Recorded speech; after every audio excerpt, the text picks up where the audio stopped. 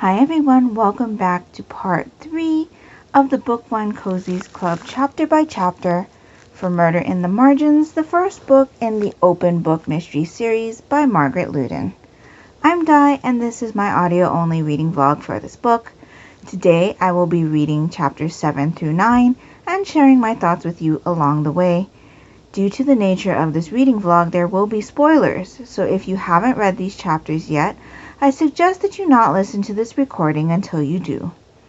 If you prefer to hear my general thoughts on this book in its entirety, keep an eye out for my Book 1 Cozies Club series First Impressions video, which will be posted sometime after the reading vlogs for this book have commenced. So I am really looking forward to getting to see Pen investigate. I think that's always the thing that I look forward to in any kind of mystery, whether it be a cozy mystery or a more gritty mystery. The investigation is really the thing that interests me a lot, and seeing the different styles of investigating and how they go about doing their interrogations. And so I'm looking forward to hopefully getting some of that in these next chapters. I was looking forward to that yesterday, but as we know, there hasn't been much of that going on yet. So I am going to dig into chapter 7 right now, and I will be back with you in a bit.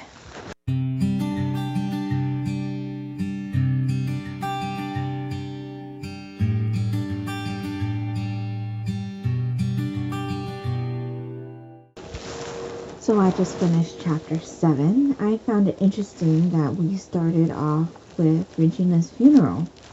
That is not usually something that I've seen in cozy mysteries. I thought maybe Pen would find like a clue or something at the funeral, which she didn't. I guess the funeral was also a facilitator for us to meet Regina's husband and her daughter.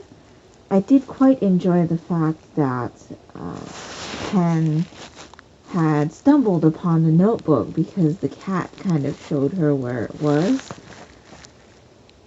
I was very surprised that Pen immediately thought to take the notebook that she had found to McGuire, though. That is not something that I had expected.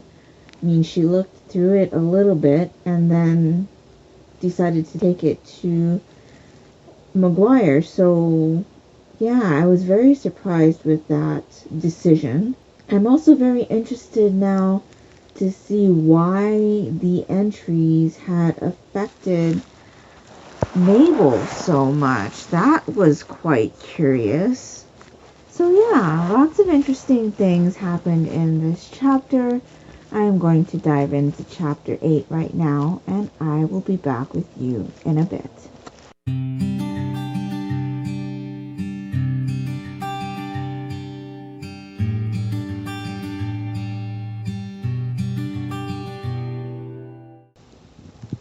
So I just finished chapter 9. We're already getting some possible suspects to look into between Mabel and then Gladys with the big bruise on her arm, though that could be, a sign of domestic abuse.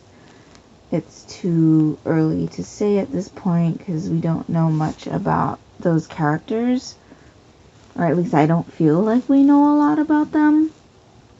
We're definitely getting to learn about Mabel more, especially with the fact that she had taken Pen out to a pub or someplace to have a cider. I did find that a little funny that Pen gulped down the cider thinking that it was just normal, like, juice, and it was alcoholic. I don't really have too much else to say about these chapters.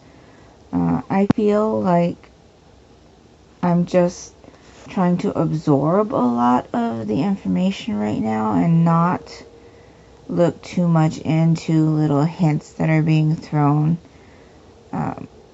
as far as possible suspects and things like that. I do feel like maybe we're getting a lot more information or more storylines that are not relevant. I don't know. I feel like there's a lot of story that I don't feel like is going to be relevant to the murder once we figure out, towards the end, who did it, why it was done, and so forth. I don't know. There's just something about certain things that I feel like aren't going to be relevant. But yeah, I'm just trying to absorb things at the moment. We are over 100 pages now, so I'm looking forward to the story picking up a little bit more momentum. I do feel like things are still kind of slow in the investigation process and the reveal of any type of like clues or information at all. I do feel like that's a little bit slow, but maybe now that we're past the 100-page mark, things will start picking up. I guess we're about a third of the way through.